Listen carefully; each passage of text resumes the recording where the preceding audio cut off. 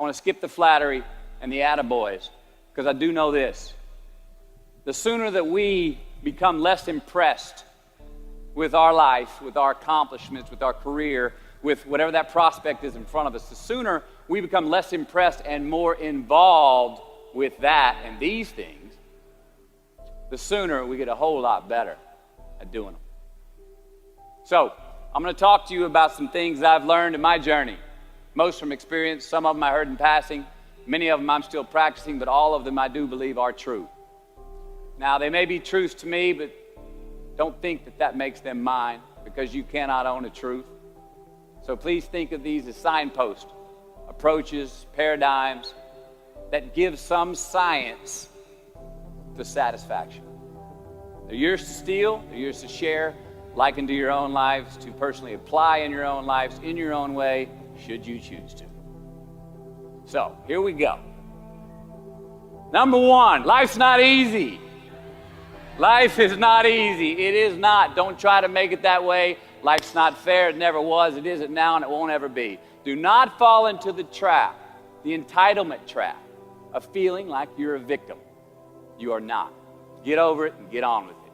And yes, most things are more rewarding when you break a sweat to get them. Number two, I love this one. Unbelievable is the stupidest word in the dictionary. Should never come out of our mouths. Think about it. To say, oh wow, what an unbelievable play. It was an unbelievable book, an unbelievable film, an unbelievable act of courage. Really? It may be spectacular, it may be phenomenal, most excellent or outstanding, but unbelievable?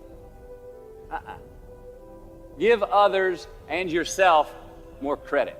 It just happened. You witnessed it. You just did it. Believe it. What about the other side of unbelievable? You know, that side when we humans underperform or act out of our best character. For instance, man flies a suicide jet into the World Trade Center. Millions die from diseases every day that we have cures for. Bob the Builder swears that he's going to have your house built by Thanksgiving, and you can't move in until Christmas the next year. Our best friends lie to us, and we lie to ourselves all the time. Unbelievable? I don't think so. Again, it just happens, and it happens every day. Nothing that we Homo sapien earthlings do is unbelievable. And if there's one thing you can depend on people being, it's people. So we shouldn't be surprised. We, us, are the trickiest mammals walking the planet. I'm not worried about the monkeys. I'm worried about you and me. So acknowledge the acts of greatness as real, and do not be naive about mankind's capacity for evil, nor be in denial of our own shortcomings.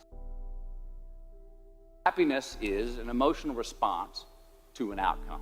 If I win, I will be happy. If I don't, I won't. It's an if-then, cause and effect, quid pro quo standard that we cannot sustain because we immediately raise it every time we attain it. You see, happiness demands a certain outcome. It is result reliant. And I say, if happiness is what you're after, then you're going to be let down frequently, and you're going to be unhappy much of your time. Joy, though, joy is a different thing. It's something else. Joy is not a choice. It's not a response to some result. It's a constant. Joy is the feeling that we have from doing what we are fashioned to do, no matter the outcome. Now, personally, as an actor, I started enjoying my work and literally being more happy when I stopped trying to make the daily labor a means to a certain end. For example, I need this film to be a box office success. You know, I need my performance to be acknowledged. I need the respect of my peers. All those are reasonable aspirations, but the truth is, as soon as the work, the daily making of the movie, the doing of the deed became the reward in itself for me, I got more box office, more accolades and respect than I ever had before. See, joy is always in process. It's under construction. It is in constant approach, alive and well in the doing of what we're fashioned to do and enjoying it. Number 4, define success for yourself. Define success for yourself. Now check this out. I'm in south of New Orleans a few years ago, and I went to a voodoo shop. And they had this wooden partition against the wall with these columns. And in these columns were all these vials of these magic potions, right? And the headings above each potion defining what they would give you were things like fertility, health, family, legal help, energy, forgiveness, money. Guess which column was empty? Money. Let's admit it. Money is king today. It's what makes the world go round. It is success. The more we have, the more successful we are, right? Now, I would argue that our cultural values have even been financialized. Humility is not in vogue anymore. It's too passive. It's a get rich quick on the internet, rich is 15 minutes of fame world that we live in, and we see it every day. But we all want to succeed, right? So the question that we got to ask ourselves is what success is to us, what success is to you. Is it more money? That's fine. I got nothing against money. I don't. Maybe it's a healthy family. Maybe it's a happy marriage. Maybe it's to help others, to be famous, to be spiritually sound, to leave the world a little bit better place than you found it. Continue to ask yourself that question. Now, your answer may change over time, and that's fine. But do yourself this favor. Whatever your answer is, don't choose anything that will jeopardize your soul. Prioritize who you are, who you want to be, and don't spend time with anything that antagonizes your character. Don't drink the Kool-Aid, man. It tastes sweet, but you will get cavities tomorrow, all right? Life is not a popularity contest. Be brave, take the hill, but first answer that question, what's my hill? So, how do I define success? For me, myself. Well, for me, it's a measurement of 5 things. We got fatherhood. We got being a good husband. We got my health, mind, body, and spirit. We got career, and we got friendships. These are what's important to me in my life right now. So I try to measure these 5 things each day. I check in with them. I like to see whether or not I'm in the debit section or the credit section with each one. Am I in the red or am I in the black? You follow? For instance, sometimes say my career's rolling. All right, it's way up here in the black, but I see how my relationship with my wife maybe could use a little bit more of my attention. I got to pick up the slack on being a better husband. Get that one out of the red. Or say my spiritual health could use some maintenance.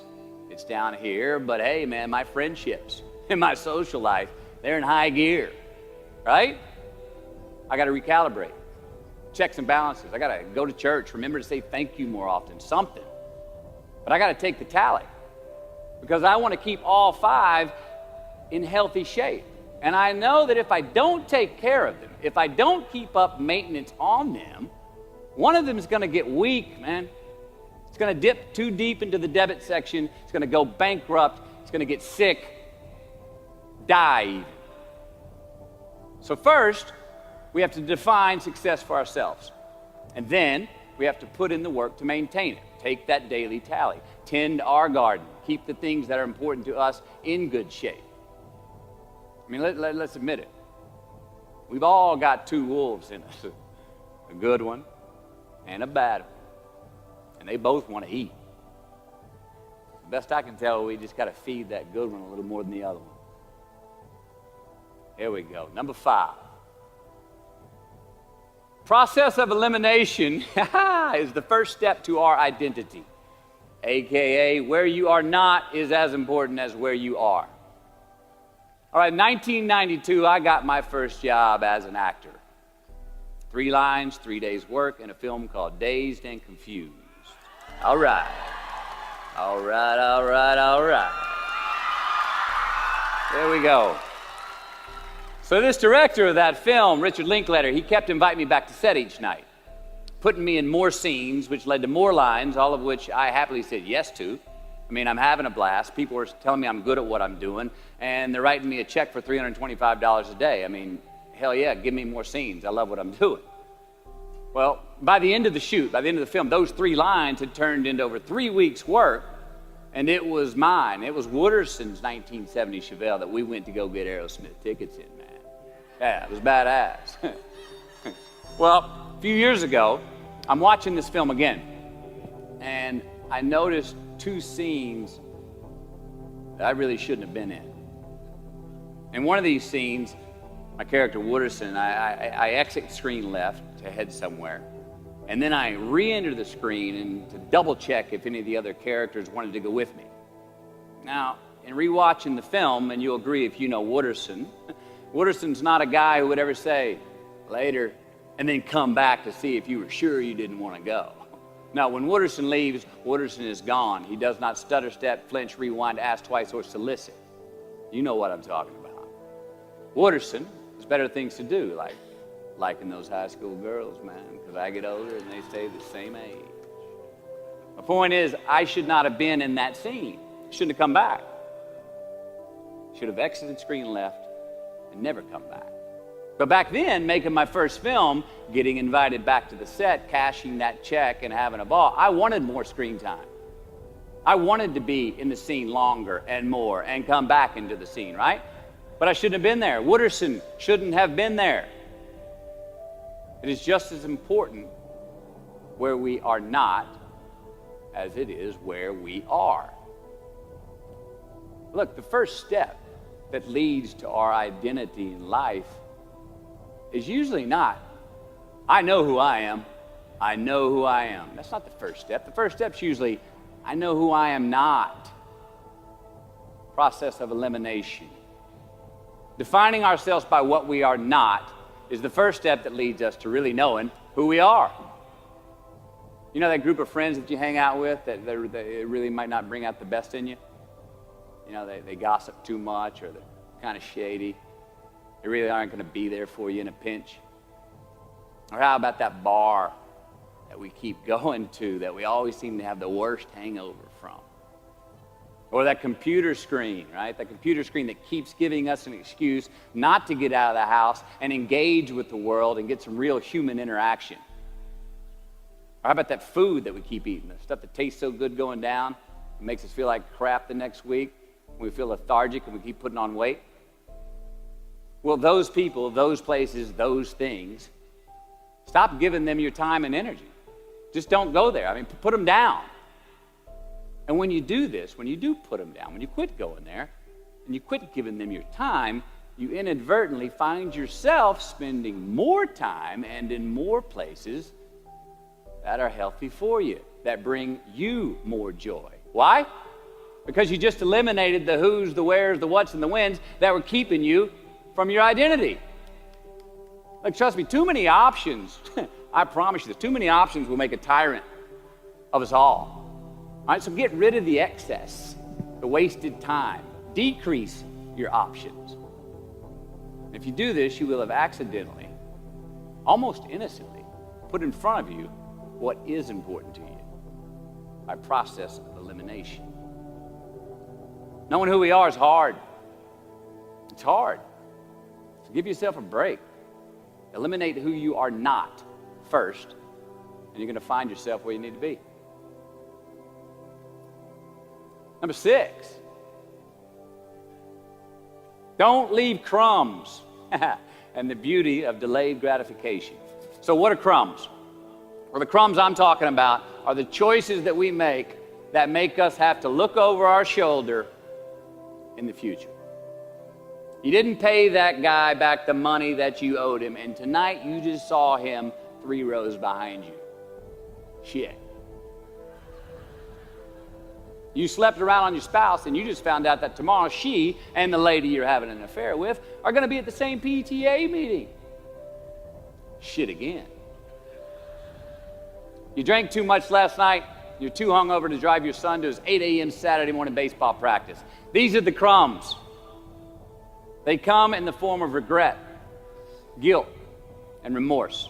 You leave crumbs today, they will cause you more stress tomorrow. And they disallow you from creating a customized future in which you do not have to look over your shoulder. So let's flip the script. Instead of creating outcomes that take from us, let's create more outcomes that pay us back, fill us up, keep your fire lit, turn you on for the most amount of time in your future. These are the choices I'm talking about. And this is the beauty of delayed gratification. All right, tee yourself up. Do yourself a favor. Make the choices, the purchases today that pay you back tomorrow. Residuals. In my business, we call it mailbox money. If I do my job well today, and that movie keeps rerunning on TV, 5 years from now, I'm getting checks in the mailbox. It's a heck of a deal. So whether it's prepping the coffee maker the night before, so all you got to do is press the button in the morning, or getting ready for the job interview early so you don't have to cram the night before, or choosing not to hook up with that married woman because you know you're going to feel horrible about it tomorrow, and her husband carries a gun, or paying your debts on time so that when you do see that guy 3 rows back tonight, you don't have to hunker down in your seat hoping that he don't see you. Get some ROI. You know what that is? Return on investment. Your investment. You. Customize your future. Don't leave crumbs. Number 7. Dissect your successes and the reciprocity of gratitude. We so often focus on failure, don't we? We study failure. We obsess with failure. We dissect failure and our failures. We dissect them so much we end up intoxicated with them to the point of disillusion. I mean, when do we write in our diary? Usually when we're depressed. What do we gossip about? Other people's flaws and limitations. We can dissect ourselves into self-loathing if we're not careful. I find that most of the times our obsession with what is wrong just ends up breeding more wrong, more failure. And the easiest way to dissect success is through gratitude. Giving thanks for that which we do have, for what is working. Appreciating the simple things we sometimes take for granted. We give thanks for these things, and that gratitude reciprocates, creating more to be thankful for. It's really simple, and it works. Now, I'm not saying be in denial of your failures. No, we can learn from them too, but only if we look at them constructively, as a means to reveal what we are good at, what we can get better at, what we do succeed at. Now, personally, I've read a whole lot of my bad reviews. All right? I've had quite a few. Written by the more talented critics, they are the ones who give constructive bad reviews. They reveal to me what did translate in my work, what came across, what was seen, or what wasn't. Now, I don't obsess on the unfavorable aspect of their review, but I do seek what I can learn from it. Because their displeasure actually uncovers and makes more apparent what I do well, what I am successful at, and then I dissect that. All right, life's a verb. We try our best, we don't always do our best. Well, architecture is a verb as well. Yes, it is. And since we are the architects of our own lives, let's study the habits, the practices, the routines that we have that lead to and feed our success, our joy, our honest pain, our laughter, our earned tears. Let's dissect that and give thanks for those things. And when we do that, guess what happens? We get better at them, and we have more to dissect. Number 8, make voluntary obligations. All right, mom and dad, since we were young, they teach us things as children. Teachers, mentors, the government, and on laws, they all give us guidelines for which to navigate this life. Rules to abide by in the name of accountability. I'm not talking about those obligations. I'm talking about the ones that we make with ourselves, with our God, with our own consciousness. I'm talking about the you versus you obligations. We have to have them.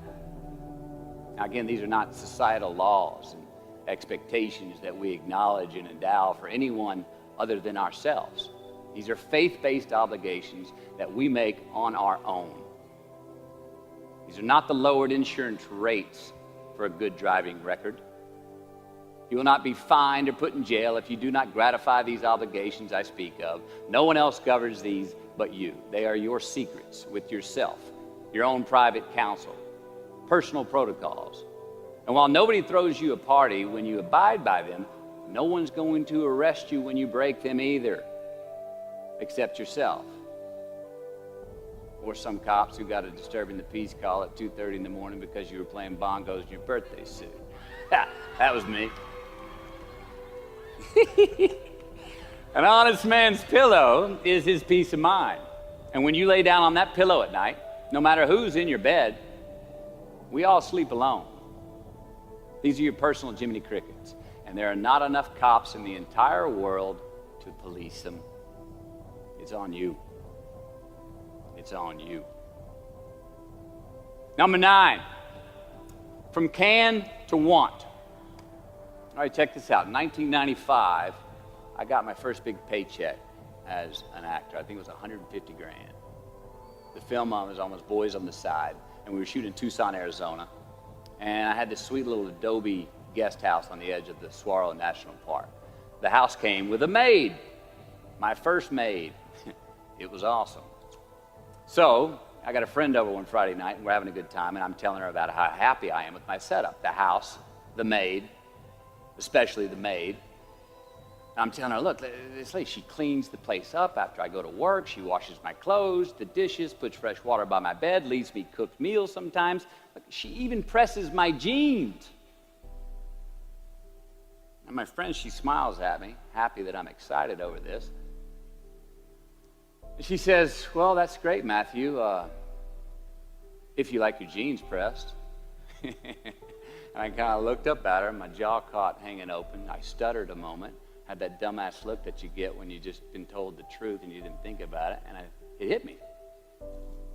I hate that line going down the front of my jeans. I hate that line. And it was then, for the first time, that I noticed it. I'd never thought about not liking that starched line down the front of my jeans because I'd never had a maid to iron my jeans before. And since she did, now for the first time in my life, I just liked it because I could get it. I never thought about if I really wanted it. Well, I didn't want it there, that line. And that night I learned something. Just because you can, nah, come on. It's not a good enough reason to do something. Even when it means having more. Be discerning. Choose it because you want it. Do it because you want to. Never had my jeans pressed again. I hate that line. Number 10, a roof is a man-made thing. This may cut a little close to the bone since the geography, but I think we all were there and we'll all remember where we were. But in January the 3rd, 1993, it was the NFL playoffs, and your Houston Oilers were playing the Buffalo Bills. The Oilers were up 28-3 at halftime, 35-3 early in the third. Frank Reich and the Bills come back to win 41-38 in overtime for one of the greatest comebacks in NFL history. Yeah, the Bills won, but they didn't really beat the Oilers. The Oilers lost that game. They beat themselves. Y'all remember that, huh? Why? Why'd they beat themselves? Or how?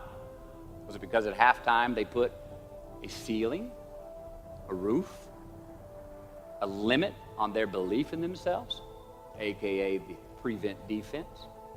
Or maybe they started thinking about the next opponent in the playoffs at halftime. I mean, they were up. Then they came out and played on their heels, lost the mental edge the entire second half, and voila, they lost. In a mere 2 quarters, defensive coordinator Jim Eddy went from being called the defensive coordinator of the year and the man first in line to be a head coach next year to a man without a job in the NFL. You ever choked? Nobody has ever choked? I have. You know what I'm talking about, fumbling at the goal line, stuck your foot in your mouth once you got to the microphone, had a brain freeze on the exam that you were totally prepared for. Forgot the punchline to a joke in front of 4,000 graduating students at the University of Houston commencement. Or maybe you've had that feeling of, oh my God, life just cannot get any better than this moment. And ask yourself, do I deserve this? Now, what happens when we get that feeling? We tense up. We have this sort of outer body experience where we are literally seeing ourselves in the third person. And we realize that the moment just got bigger than us. You ever felt that way? I have. And it's because we have created a fictitious ceiling, a roof to our expectations of ourselves, a limit where we think it's all too good to be true. But it's not. And it's not our right to say or believe it is. We shouldn't create these restrictions on ourselves. A blue ribbon, a statue, a score, a great idea, the love of our life, a euphoric bliss. Who are we to think that we don't deserve or haven't earned these gifts when we get them? It's not our right. But if we stay in process, all right, within ourselves, in the joy of the doing, we will never choke at the finish line. Why? Because we aren't thinking of the finish line. Because we're not looking at the clock. We're not watching ourselves on the Jumbotron performing the very act that we're in the middle of. No, we're in process. The approach is the destination, and we are never finished. Bo Jackson, what did he do? He used to run over the goal line, through the end zone, and up the tunnel. The greatest snipers and marksmen in the world, they don't aim at the target. They aim on the other side of the target. We do our best when our destinations are beyond the measurement, when our reach continually exceeds our grasp, and when we have immortal finish lines. And when we do this, the race is never over. The journey has no port. The adventure never ends because we are always on the way. So do this, and let somebody else come up and tap you on the shoulder and say, hey, you scored. Let them run up and tap you on the shoulder and say, man, you won. Let them come tell you, you can go home now. Let them say, I love you too. Let them say, thank you. Take the lid off the man-made roofs that we put above ourselves and always play like an underdog. Here we go. Number 11, turn the page. The late and great University of Texas football coach Darrell Royal. I don't know if y'all remember him. He won a national championship in '69. He won a couple of national championships. You know Darrell Royal? He was a friend of mine and a good friend to many people. Now, a lot of people looked up to this man. One of the people who looked up to him was a musician named Larry. Now, at this time in his life, Larry was in the prime of his country music career. He had #1 hits, and his life was rolling. Right? He had picked up a bad habit of snorting the white stuff somewhere along the line, and at one particular party, after a bathroom break, Larry went confidently up to his mentor, Darrell, and he started telling him a story.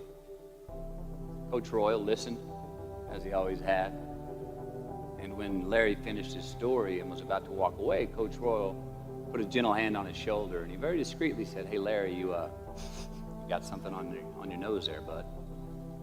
Well, Larry immediately hurried to the bathroom mirror where he saw some of the white powder that he hadn't cleaned off his nose.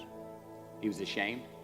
He was embarrassed, as much because he felt so disrespectful to Coach Royal, and as much because he'd obviously gotten too comfortable with the drug to even hide it as well as he should.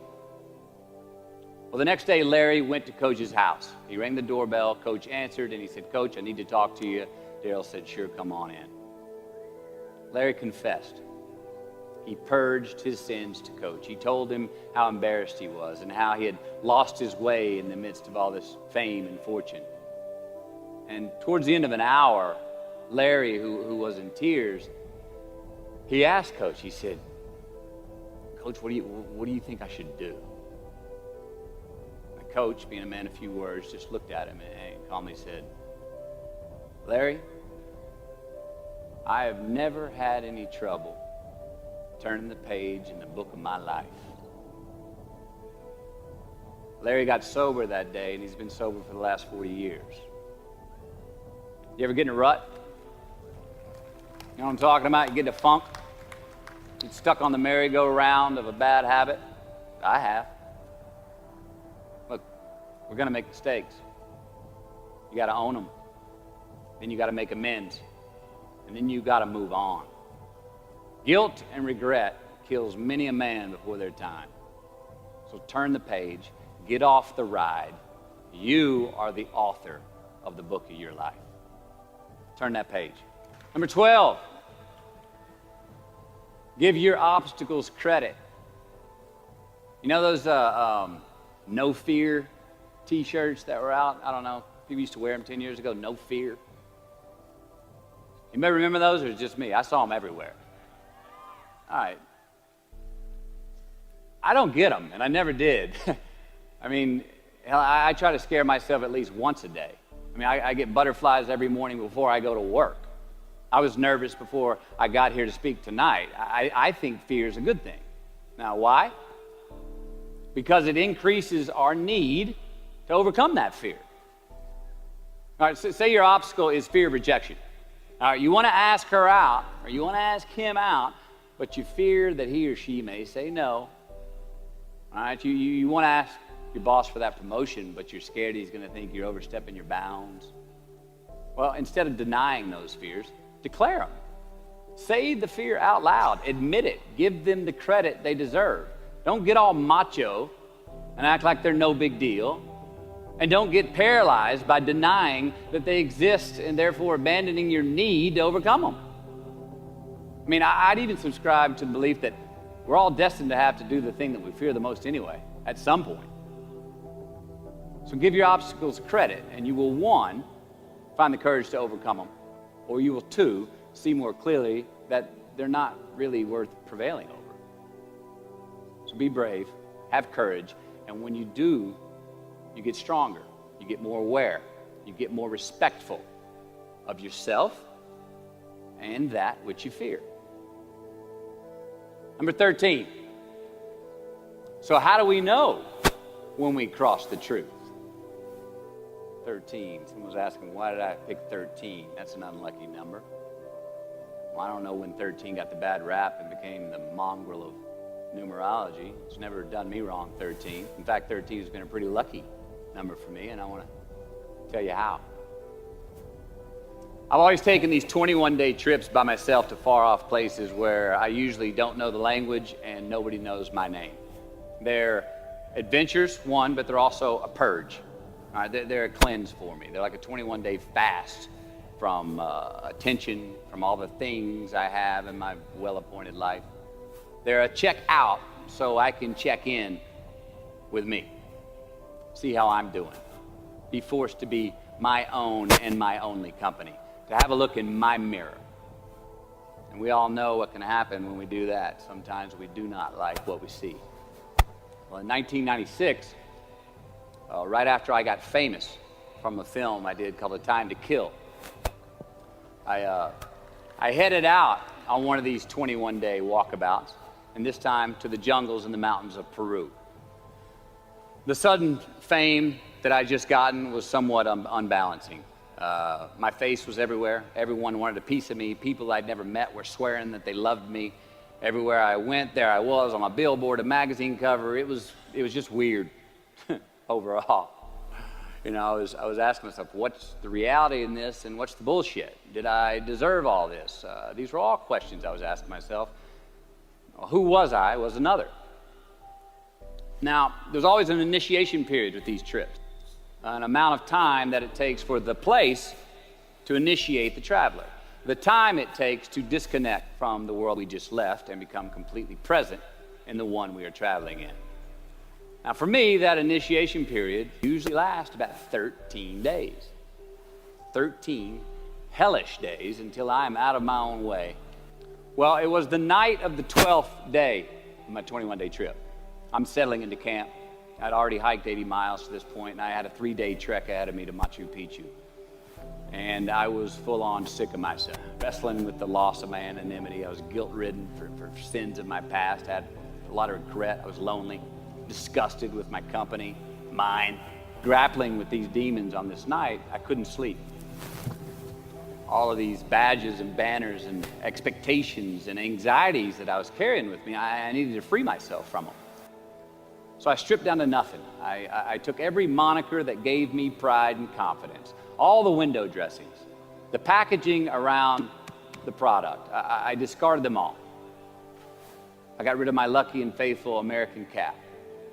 I stripped off all my talismans from adventures past. I even discarded my late father's gold ring with an M on it that he gave to me. And it was a meltdown of he and my mom's class rings and gold from my mom's teeth. I even got rid of that. I was naked, literally and figuratively. And I got sick. I felt clean. I felt free and light. Along a muddy path on this walk, I turned a corner. And there in the middle of the road was this mirage, this magnificent pinks and blues and red colors that I'd ever seen.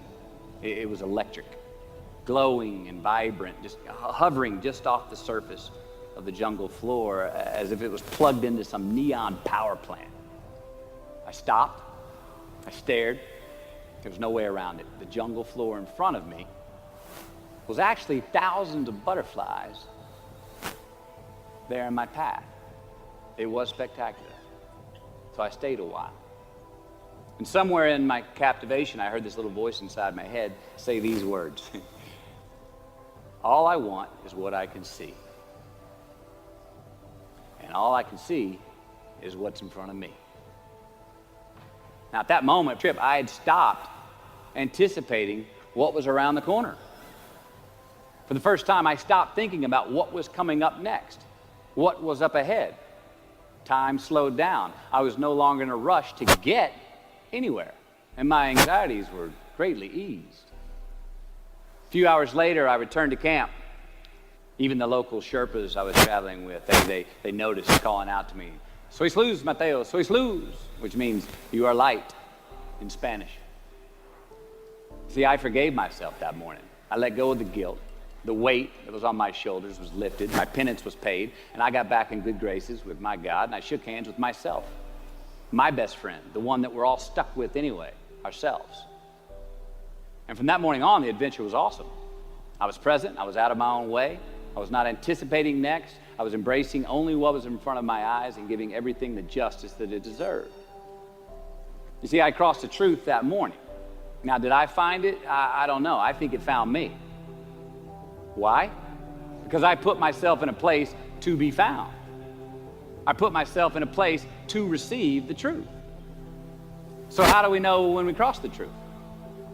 Well, I think the truth's all around us all the time. I mean, I think the answer, is always right there. I think it's all around us. We just don't always see it. We don't always grasp it, hear it, access it. Usually because we're not in the right place to do so. So what do? First, I believe we've got to put ourselves in the place to receive the truth. Let's admit it. We live in an extremely noisy world with all kinds of frequencies coming at us. We got commitments, we got deadlines, fix this, do that, plans, expectations, and they all make it hard to get clarity and peace of mind. So we have to consciously put ourselves in places to receive that clarity. Now that may be prayer, that may be meditation, that may be a walkabout, that may be being in the right company, a road trip, whatever it is for you, schedule that time. Schedule it. So, if we do that, if we hear it, if we put ourselves in a place to hear it, and we do, and it's become clear, a truth, natural and infinite, then the second part comes, which is to personalize it.